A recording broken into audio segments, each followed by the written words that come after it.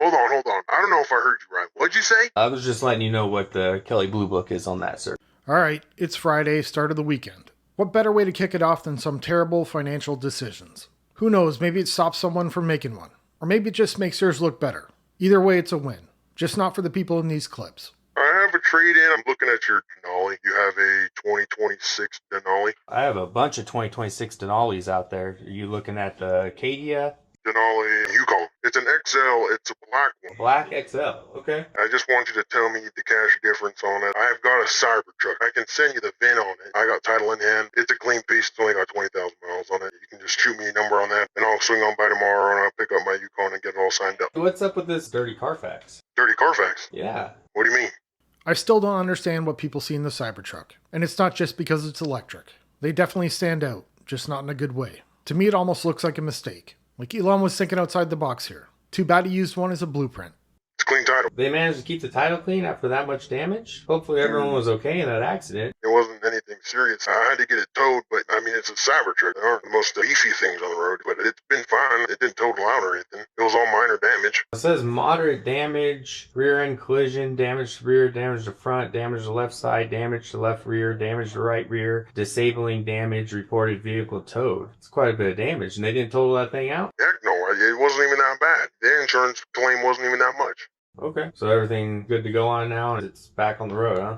Yeah, it's straight piece. It's been all cleaned up. Unfortunately, it's still a Cybertruck, which means it's dropped in value, probably quite a bit, just like most EVs. Add in an accident that sounds a lot worse than this guy's willing to admit, and you've got a big loss. Apparently nobody told him. A previous accident doesn't add to the value. Like I said, it's got low miles. It's a really clean piece. I was out the door 115 on it. On your Yukon, you guys have it discounted to about 95 and some change or something like that. I mean, that's fine. MSRP on it was almost 100, but I'm thinking we can probably do straight across on it. What are you thinking? Yeah, straight across and probably about 25,000 probably. Sorry, what? Go ahead. Have you plugged your vehicle into KV at all? No, I don't deal with that stuff really. I don't really deal with that. It's just all scam, so I didn't want to deal with that. Just shoot me a number on it. If you're plugging it on your end, what is it looking like? Like I said, it's only got 20,000 miles. Yes, checking the trade-in value is definitely a scam. You wouldn't want to know the fair market value of something you're trying to sell, especially after you overpaid for it and then ended up wrecking it. They're selling for a lot. I'm pretty sure I can get out of it clean and straight across, don't you think? Well, so KBB has it at 72, and that's excellent. And with it being low miles and repaired, it's probably pretty clean. Hold on. I don't know if I heard you right. What'd you say? I was just letting you know what the Kelley Blue Book is on that, sir. You said 72? Well, that would be excellent. That's 2% of the vehicles on the road. So are you joking? Something that never had a dirty Carfax or... Hey, I understand those, some of those EVs, they kind of hit the customers hard. You can spend $100,000 on a truck, but that doesn't mean the truck is worth $100,000. Usually not even close. But if that's what he paid, that's what it's worth. And that's the number he expects to get back, because why not? That's exactly how the EV market usually works. I'm seeing them still for sale for like $98, $95. What are you talking about? Well, that's the reason they're still for sale. They're not selling at that. The better one is when you don't see them for sale, because that means they sold. I spent $115,000 on this rig, and you're telling me it's worth $72,000? No. That's what excellent, clean Carfax, no accident vehicles. I can't even believe I even called you. The biggest problem here was spending $100,000 on a truck. That's really where it all starts. Because once you do that, everything else just kind of falls into place. You've already overpaid. You're upside down almost immediately. Now you're stuck driving a truck that looks like a child designed it with a ruler.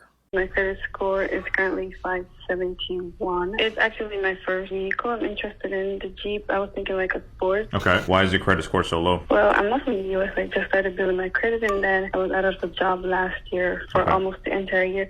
So I had to use up my credit card, and that's the only thing that I have building my credit. The only thing you have in your credit file is your credit card? Mm-hmm. Have you missed any payments? Because typically if you have a credit card like that, even though you have a thin file and you're making on-time payments, you should be way above 571. Yeah, I missed a few. She didn't have to use her credit. She chose to use her credit. And not having a job can make it a little harder to pay it back. But that's usually how it goes these days. Charge it now, worry about it later. When was the last time you missed a payment? Because that matters, especially when you're getting a car or anything on credit. People are going to see how recent your last late payment was. I've been on track since May. So if you only have about 4 to 5 months of good payment history, you might want to wait a little longer, because right now, listen, you have a 571. Do you have any money down to get into a vehicle? No, not right now. Okay, it's not going to be smart for you to get into a vehicle. You probably wouldn't be able to get into a vehicle, but if a dealership can get you into a vehicle, it's going to be 25-30% interest rate. You're going to have to get into a car that may be subpar when it comes to mechanical limits and whatnot. You would think having no money to put down, she'd realize she can't afford it. She's got bad credit from missed payments, not enough money to fill up the gas tank. Let's see if we can get approved. We'll worry about paying for it later.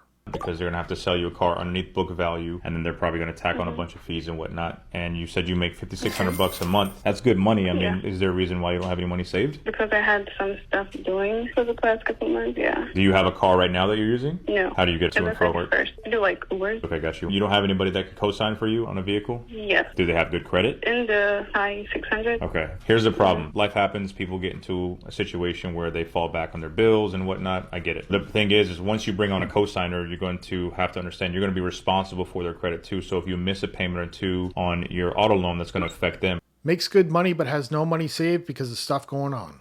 It doesn't really matter how much you make. If you can't manage what you have coming in, it doesn't change anything. You're still broke. And until you change that, it's not the smartest idea to borrow. You know, they're going to bring their credit score down a lot. And now you're in a situation where you might fight your friendship or your family because you're missing out on payments. I'm not saying you're not catching up. I'm happy that you got into a good job and you're, steadily paying off your debt. But right now, I would just wait till your credit is better. It sucks probably to take the bus, but at least you can take the bus. Or just save up a couple $1,000s or ask to borrow $1,500, $2,000 and just go buy a cheap Honda or something that you can just kind of get in, get out. It doesn't matter if the AC doesn't work or heat doesn't work. She's trying to catch up and that's great. But at the same time, she's working against herself. Because adding a car payment while she's already struggling just means more money going out every month. And less room to actually catch up. And who knows, maybe get ahead. Do you have any CLA 250 sale for a leasing college student? So the CLA we have, I have a white right here, a demo with 3,000 miles on it. It's white on black, has the panoramic roof. Maybe you should take it for a spin. And what would be the deal on it? The deal is thousands of dollars off, but you're looking for a lease payment. I don't want to just spit out a lease payment until you know exactly how to design the lease the way it works for you. I never had this conversation. Like, I don't have anything designed for me. You have a price, but you have a monthly payment, or what deal you have? The lady just wants a price. It shouldn't be that difficult. But we're leasing a Mercedes for a college student. So it might be a little more complex than I can wrap my head around. Because when I put myself through college, the vehicle was the bus. Okay, so let me be clear. You could design a lease to pay nothing when you pick up the car. Not even the first month if you don't want to pay. You don't want to pay for the license plates. You could pay 0.00000. All right, so I don't have to bring any money, but the monthly would be how much? It's fair to say it would be in the high fives and the low sixes, which is very affordable if you're putting nothing down. Very affordable if you're putting nothing down. Not exactly sure he understands what that means, because that doesn't make it affordable. It actually makes it more expensive. Higher payment, more interest, but yeah, let's just go with that. And hope nobody catches on. Have you seen it? Do you know which car I'm talking about? Yeah, I had a C-Class. No, but have you seen the CLA? Yeah, you want to send me the VIN number or what you have, and maybe I'll run it with the insurance company? I have plenty of VIN numbers. I could text you in 2 seconds the VIN number, but wouldn't it be smart to make sure she likes this car driving it? Maybe she doesn't like it. We do all this with pricing.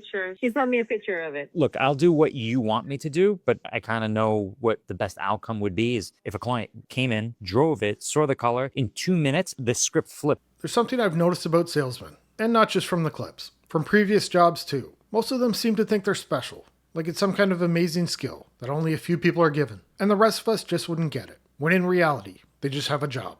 In a minute. All I'm asking is maybe she comes, take it for a spin, sees what's, instead you call the insurance guy, I price it, I fire my manager, get the price down. She comes, she's like, you know what, Ma, I like that one. Or it's like, what? That's why I'm saying, just have her come through. All right. I will ask her if she wants to come see it. She wants a car, you want a deal, come with her, drive the car, make sure she loves it. Okay. I'll hook you up. I'll call her and we'll set up an appointment. Call me back in next hour. Okay, you got it. Thank you. It's a college student that wants a Mercedes, and a parent with too much money. It's not about the car. It's about the badge on the hood. And the salesman knows that, but you have to get them in to be able to sell them more. It's definitely a cool car, but sometimes when you modify it to this amount, it shortens the pool of buyers that will consider buying something like this. He wants to sell us a 2017 Ford Mustang. The cool or weird thing about this one is that it's a GT Premium. It's got 48,000 miles, but it's got a Whippo supercharger. It's also got Lamborghini doors or butterfly doors. I'm not sure if Lambo doors make it cool, but it probably does get some attention.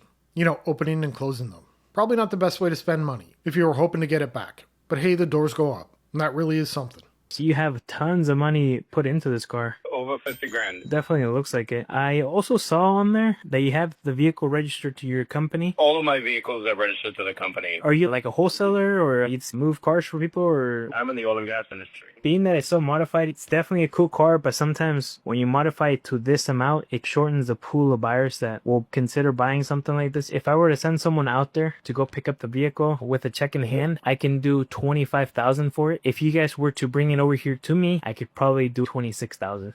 So a bit of a loss there, and that's how it usually goes. But it always seems to be a surprise. People dump in ridiculous amounts of money into cars and act like it's money in the bank. But really, like the salesman said, it just narrows down who would buy it and ends up leaving you with less cash. But yeah, great investment. Wow. I know, it's not what you wanted to hear, especially if you put so much money into it. After you put so much money into a car, you always take a huge loss. Yeah, no.